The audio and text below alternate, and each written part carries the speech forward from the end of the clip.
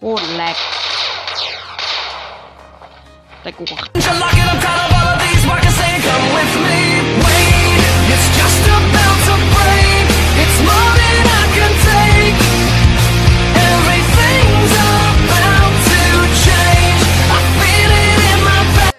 โยสวัสดีอยู่กับกูเองกับเกมสบาย Tickle Off ที่เป็นเกมซอฟต์แวร์ในมือถือที่กูแบบพอด้วย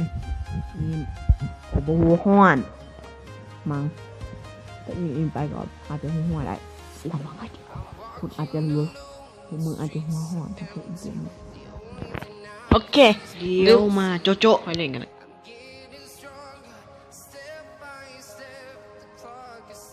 โอเคได้แล้วโอเคต่อตอ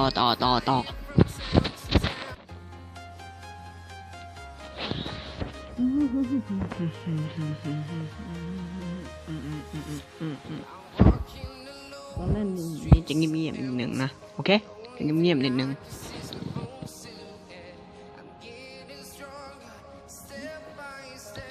อเค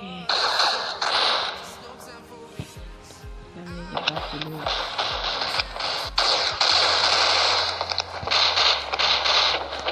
โอเคจะไป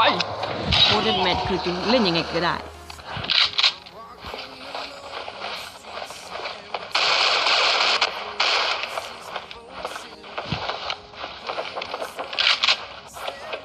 มาเจอกูจะเอาสักกันไปยิงให้ไส้แตกเคยดู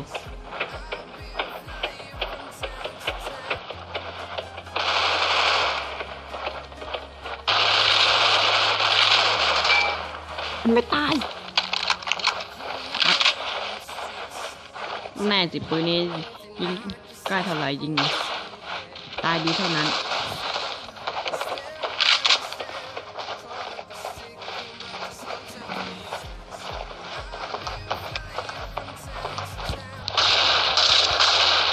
ตาย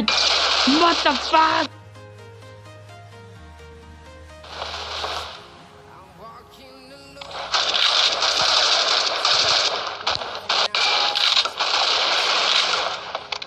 ไม่ใช่วันนี้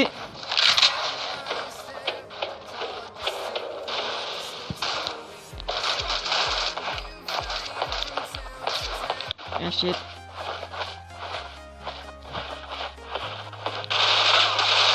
ข้าเห็นแก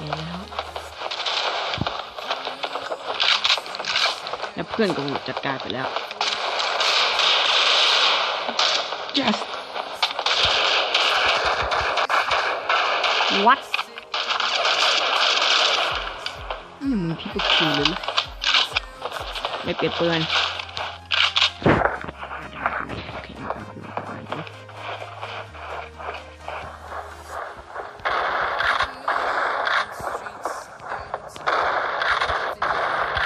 มันจะมาตายไม่ตายมันเป็นออโต้นี้ออโต้สักกันยังไงอาจจะทีเรายังเป็นแต้มต่ออยู่อีกเดียวกำลังอยู่นะ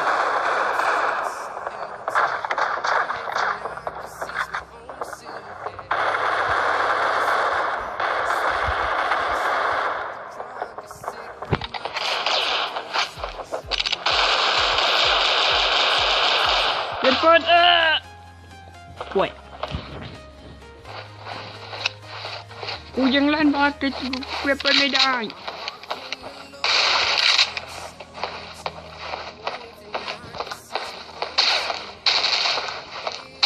โอ้โหโคตรโหด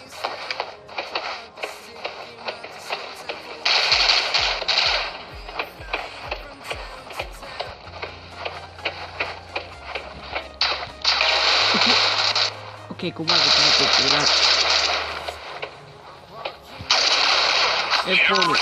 Oh my god! Oh fucking god! โอเคอีกสักตาโอเคไปเลยอีกสักตาก็ได้พอกันกัน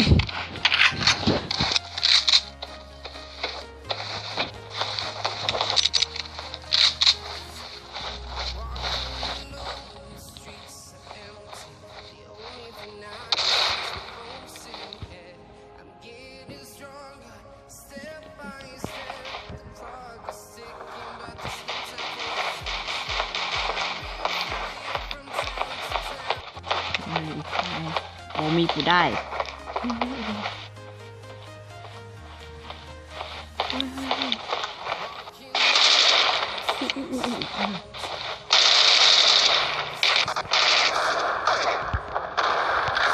โอ้ชิตกูว่ากูจะติดปืนละช่างแม่งภารกิจว่าเล่นนะนอกจอก็ได้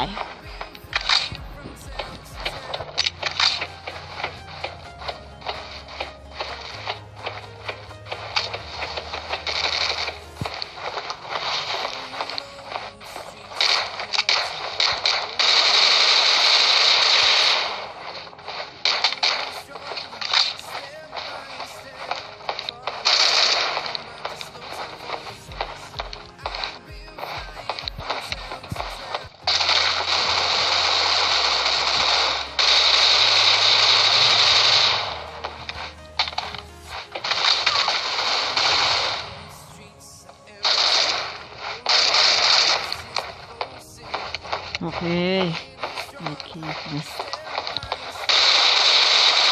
ไป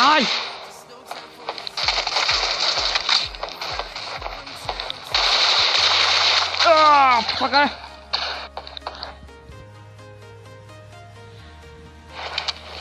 ป้าครับ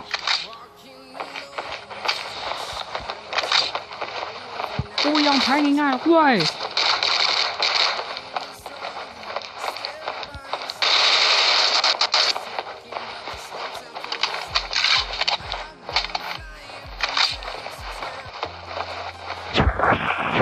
ยังอัดอยู่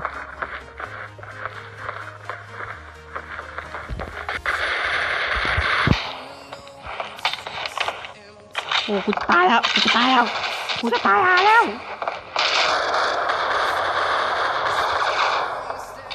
ยังไงเล็กด้วยชิบหายแล้ว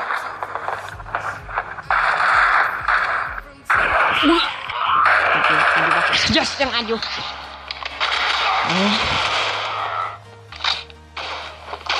ไม่ใช่วันนี้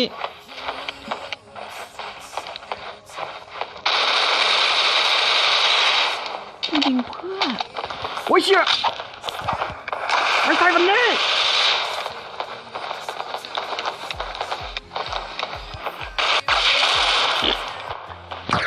กูเกลียดได้ทีช่างแม่งเตะอัดอยู่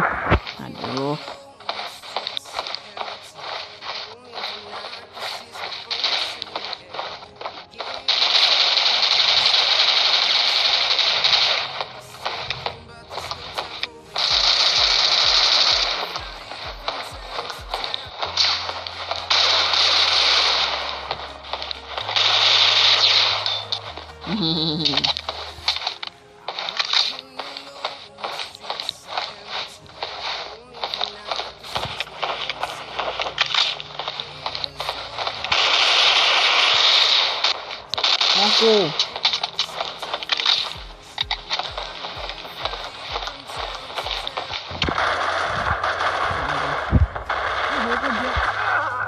ไม่รอดไม่แปลกใจ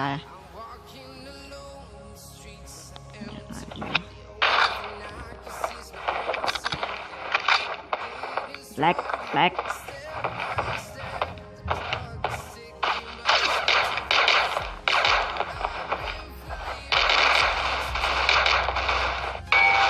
เลินแหละ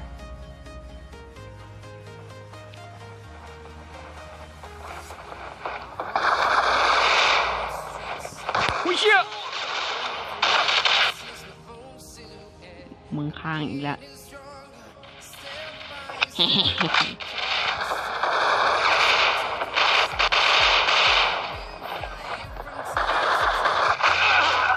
ลากกันตาย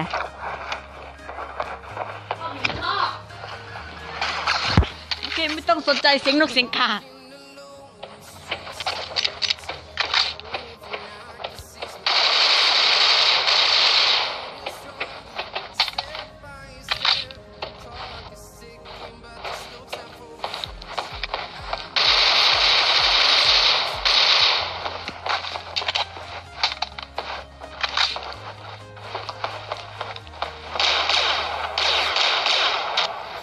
ได้ โอเคไว้นะเฟรมเรทดรอปไป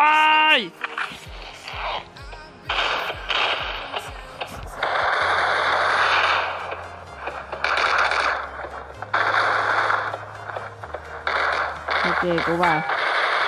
ไม่ต้องดูผลหรอกยังไงก็ตายยังไงก็แพ้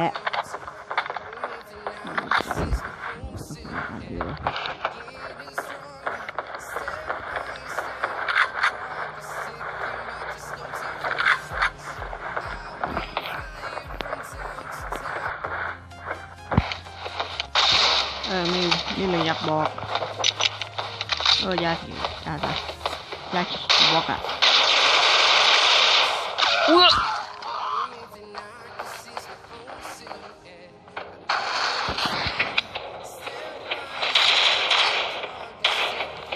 Fuck you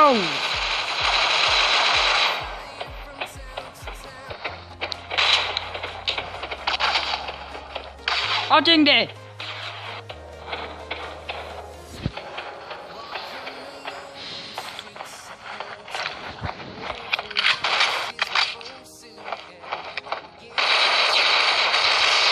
นี่จอด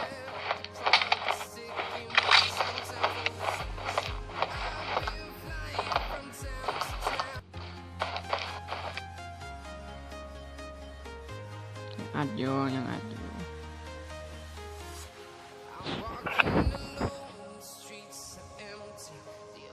ช่างแม่งโอ้ย